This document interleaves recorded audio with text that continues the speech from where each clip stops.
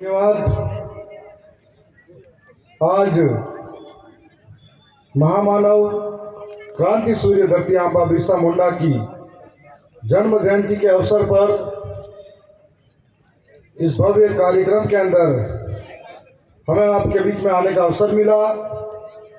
मैं सबसे पहले इस मंच के ऊपर लगी हुई तमाम तस्वीरों को नमन करते हुए, हमारे पुरखों को याद करते हुए, इस पंडाल के अंदर बैठी हुई देवतुल्य जनता, हमारे कर्मठ जुझारू कार्यकर्ता, मेरी माता बहनें, आज हमारे लिए गर्व का विषय है कि हमारे पुरखे जिन्होंने अंग्रेजों की हुकूमत के सामने हमारी जल जंगल जमीन की लड़ाई को लड़ा था। मेरे से पूर्व में कई वक्ताओं ने अपनी अपनी बात आपके सामने रखी होगी। कल रात को भजन के माध्यम से भी आपने कहीं हमारे समाज के उन वीर नायकों को याद किया होगा। आज के ऐतिहासिक दिन में हम लोगों ने पीछे लगी तस्वीरों के बारे में सबने अपनी अपनी बात रखी, परंतु जब इन बातों को हम ग्रहण करें और घर तक लेके जाएं और उनके साथ में, उनके विचारों के साथ में चले, तो कोई भी कार्यक्रम सार्थक हो पाता है। मैं झारखंड में इनके महामानव बिरसा मुंडा जी की धरती पर गया था। झारखंड के अंदर पग पग पर हमारे वीरों का शौर्य और पराक्रम की गाथाएं नजर आती है।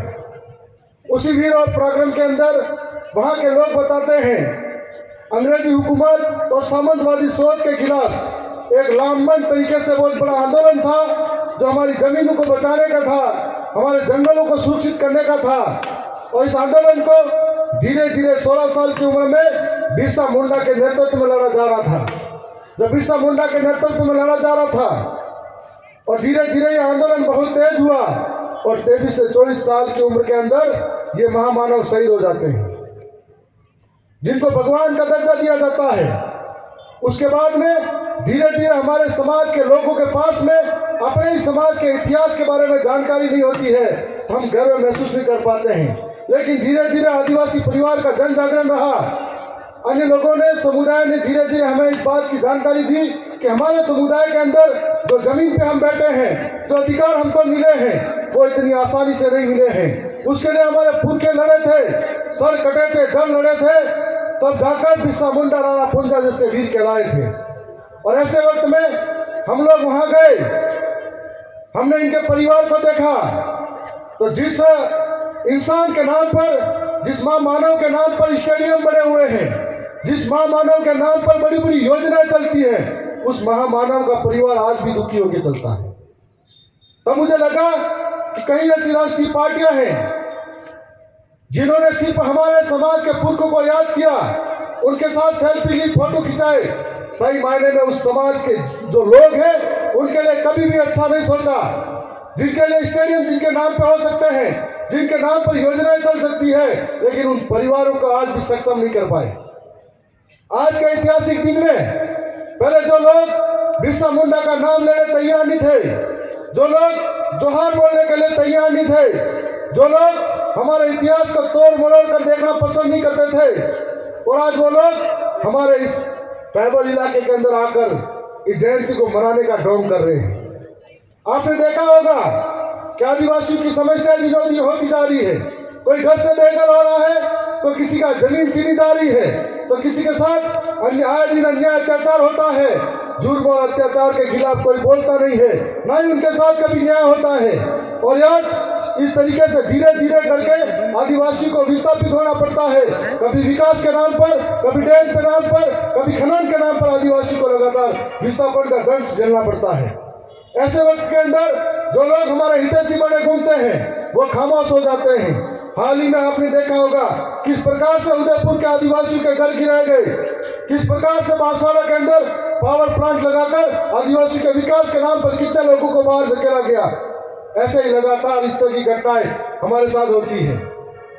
आपने देखा होगा कि राजस्थान की विधानसभा के अंदर जब आपके प्रतापगढ़ के साथियों के प्रयास, दरियावत के साथियों के कार्यकर्ताओं के प्रयास और वहां की जनता ने जो विधायक बनाकर भेजा, तो लगातार शोषित के लिए, पीड़ित के लिए हर एक दिन राजस्थान की विधानसभा के अंदर इन अंधी बहरी गूंगी सरकारों के खिलाफ हम लड़ाई लड़ रहे हैं। आपने देखा होगा, हम किसान की लड़ाई लड़ रहे हैं, माता बहनों के सम्मान की लड़ाई लड़ रहे हैं, हम लड़ाई लड़ रहे हैं नौजवानों के, बेरोजगारों के, हर एक तबके की लड़ाई को हम सदन तक लेके जा रहे हैं। इसी क्रम के अंदर ये सरकार दावा करती है कि आदिवासी के उत्थान के लिए हमने ट्राइबल टीएडी विभाग बनाया है और टीएडी विभाग के नाम पर हर साल सरकार बजट का दावा करती है 1500 करोड़ दिया जा रहा है। हमने 1750 करोड़ दिया जा रहा है। यह आंकड़े सिर्फ करोड़ों में, कागजों में सीमित हो गए और यह विशेष योजना इसलिए चलाई थी कि आदिवासी अंचल के अंदर जो आदिवासी अपनी पुरखाई जल जंगल जमीन को लेकर बैठा था, ये जल जंगल जमीन को सुरक्षित कर सके, अपने आने वाली पीढ़ी को पढ़ा लिखा कर आगे कर सके, अपने हॉस्टल की सुविधा बेहतर कर सके, सड़कों की सुविधा बेहतर कर सके, पानी के लिए व्यवस्थित छोटे छोटे तालाब निर्मित कर सके और अन्य तमाम प्रकार की योजना इस टीआईडी के माध्यम से चलती थी।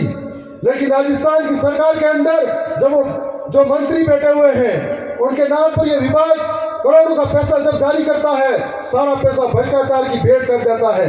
आपने देखा होगा जिस प्रकार से विश्वास के साथ में राजस्थान की सबसे बड़ी महापंचायत के अंदर जब हमको भेजा जाता है, हम बड़े बहादुरी के साथ में उन सरकारों से हिसाब किताब मांगते हैं, लेकिन जो लोग हमारे बीच में बोलते हैं तब हम उनको चुप रहकर बैठाते भी हैं।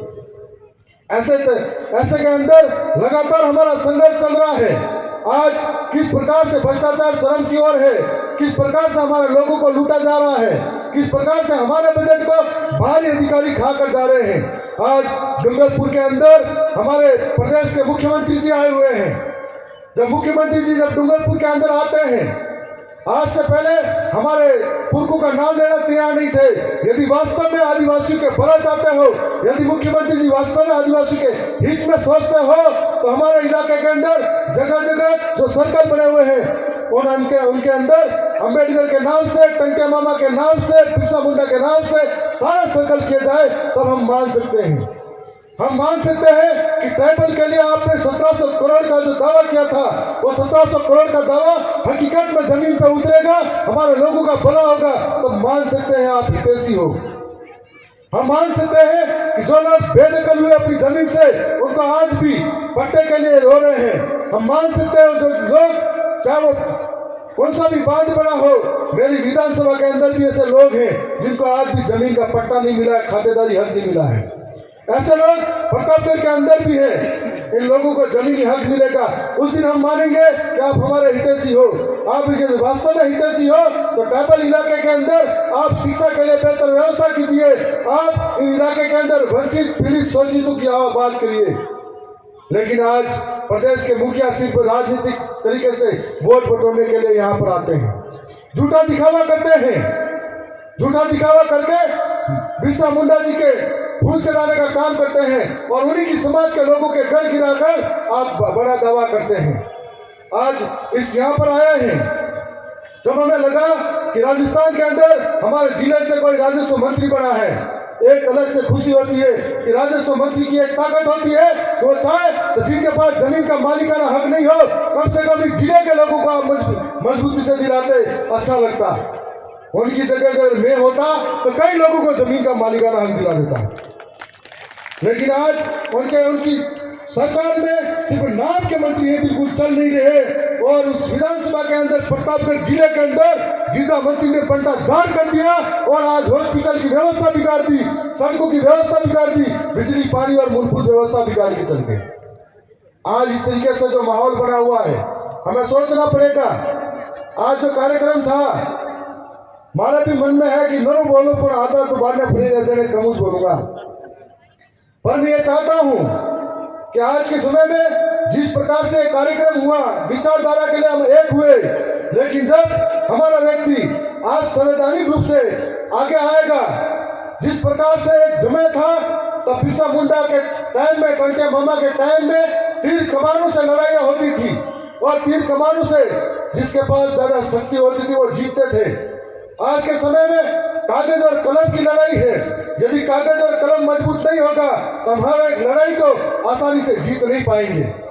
और यदि कागज कलम और यदि हमारे समाज के लोग चाहते हैं कि हमारे पास सरकारी योजनाओं का लाभ हमारे पास आए, तो हमें हमारे ईमानदार लोगों को सरकारी ओहदे पर बिठाना पड़ेगा। जब भी ऐसा मुकाम आता है हम तितर बितर हो जाते हैं। आज इस विचारधारा को लेके जा रहे हैं। यहाँ मेरे से पहले सबने अपनी अपनी बात रखी। हम लोग इनको समझे, सीखे और इनके साथ में मात्र 23 साल की उम्र के अंदर जो नौजवान थे जिन्होंने समाज के लिए कुर्बानी दी और इंसान से मानव